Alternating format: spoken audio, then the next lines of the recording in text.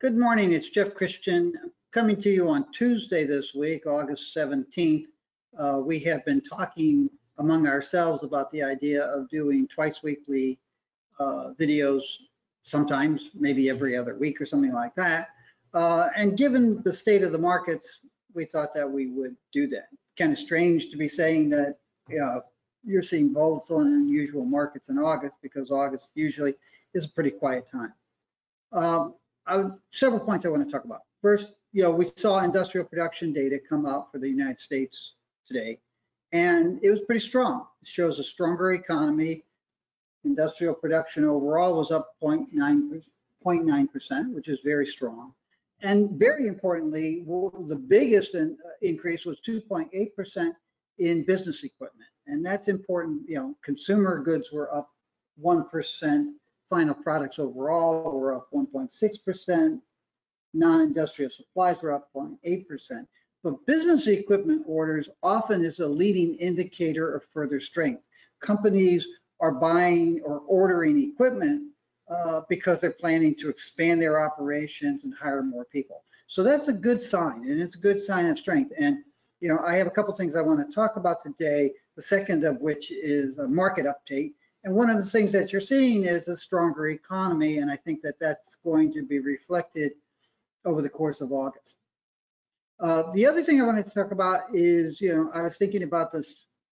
Poco, the band, wrote a tribute to Graham Parsons after he died called Crazy Eyes. And there's a great line in the refrain called "Who's Been Fooling Whom?" And last Friday, I mentioned the Ignatian presupposition. And what the Ignatian presupposition is that when you're going to talk to somebody who has diametrically opposed beliefs than you, you assume that they have rational or irrational, but they have views, their views are based on things. And what you want to do is presume that there is some rationality there in their logic.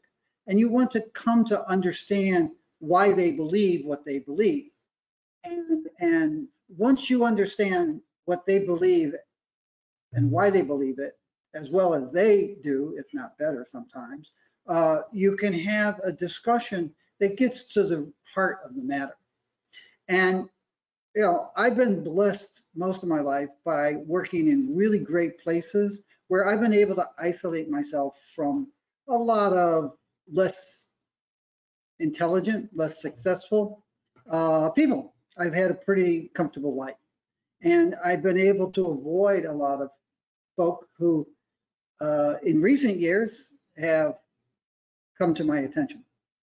And in the discussion, well, it's not really been a discussion, in the reprehensible comments about me on the internet, and in the comments that have been made to attach to these videos, I've come to understand some fundamental issues about what people believe the manipulation of gold and silver are all about.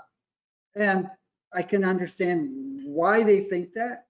So it gives me a better understanding of what's wrong with their thinking. Before I get into that, I want to mention anyone who thinks that Nixon's August 1971 suspension of the gold convertibility was the Nixon surprise, as the fearmongers on the internet keep calling it. We're not there. I was in high school at the time, and I saw it coming. Okay, maybe I was a little bit weird knowing about gold and international currency systems in high school, but I saw it coming. Everyone saw it coming. It was no surprise. He had closed the private sector, not he, Nixon didn't do it. LBJ, his predecessor, had closed the private window in March of April of 1968, after the Tet Offensive lay bare the lies about the war in Vietnam.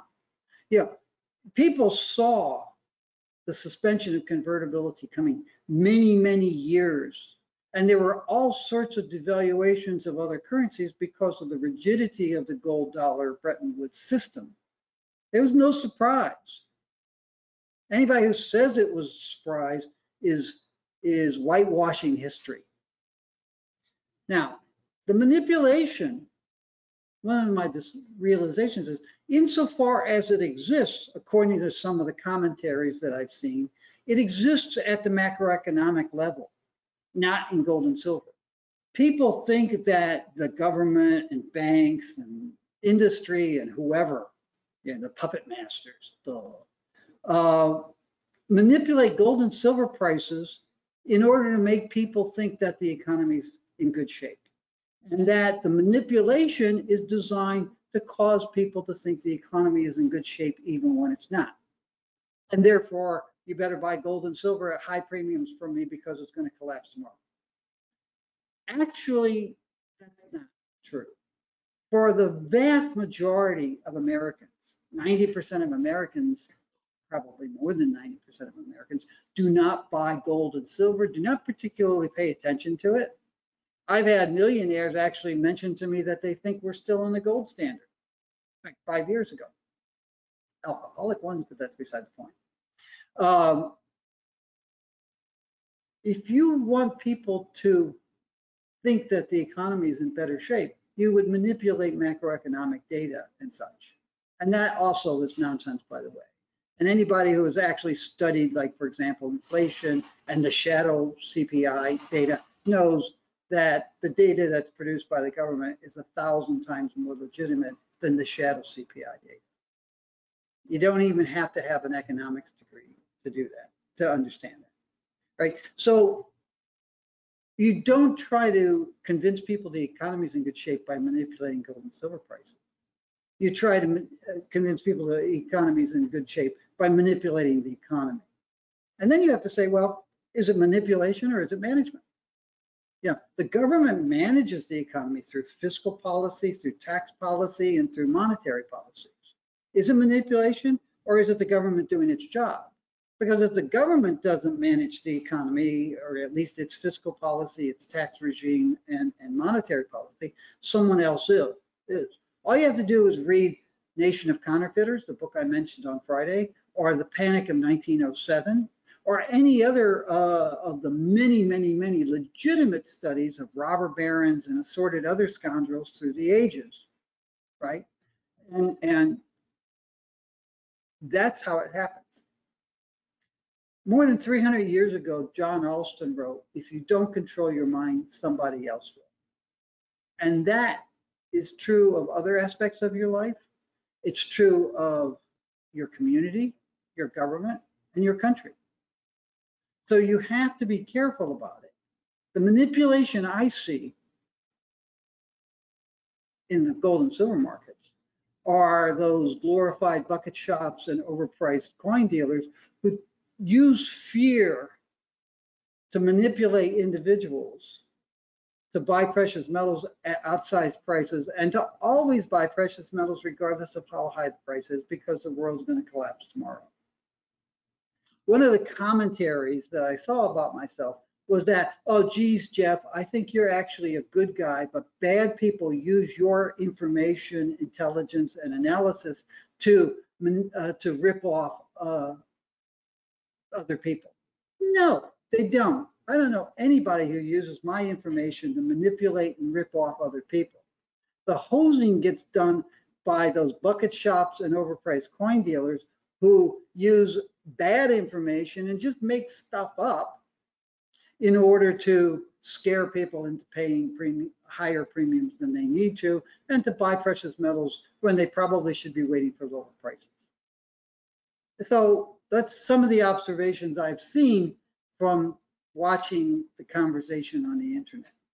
And I have to say, I really don't want to watch the conversation on the internet. It is, as I said in a speech in 2008 that Gaddis still complains about, a gigantic, expensive distraction.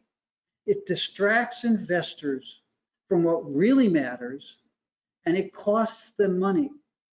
Price of silver goes up to $30 in August of 2020. Some investors were buying at that level. I actually helped one investor claw back about $750,000 that she had overpaid by buying the wrong product at the peak of the market. Other investors who had bought earlier saw the price go to 30 and they didn't take profits. They said, oh, this is it. It's going to $100 or $200 or $1,500. You know, it's a very expensive distraction to what really matters. And you got to get back and ahead to the things that matter. Now, market update. Our view is stay short. We said that a week ago, and the price of gold is up about $30 since then. Silver hasn't really risen too much since then, but it is a. Our view is that the same forces that pushed gold and silver prices lower in the first 6 trading days of August are the forces behind the present rise, and they will be the forces behind another decline. That's not the big banks. Actually, one of the comments that was posted on our video on Friday pointed out, yeah, there were a lot of hedge funds that were buying early or going short earlier, liquidating their short long positions and adding to their short positions. And that's what caused the price to sell off. That was what one of the causes, but it wasn't the occasion. The occasion was a trip on the technical analysis charts that said to everybody, hey, this is a place to sell, right? The fact that hedge funds saw it coming is because they spend their time looking at the economy and financial markets. They understand the financial markets. They understand technical analysis. They understand the relationship between the macroeconomic environment and monetary environment and currencies and precious metals, right? So you saw additional buying in addition to the technical factors, you saw additional buying over the last several days because of the increase in COVID Delta infection rates and other factors. Most of those things we think will dissipate in terms of their influence on the markets. COVID Delta is not going away. You know, the boys in the South will make sure of that by going around coughing on each other without masks and vaccinations. You know, they're probably being paid by some Delta COVID virus to spread that rumor. The problems will not go away, but the concerns in the markets will dissipate, we think, over the next week or so. And they'll be replaced by the market pivoting back to that industrial production figure.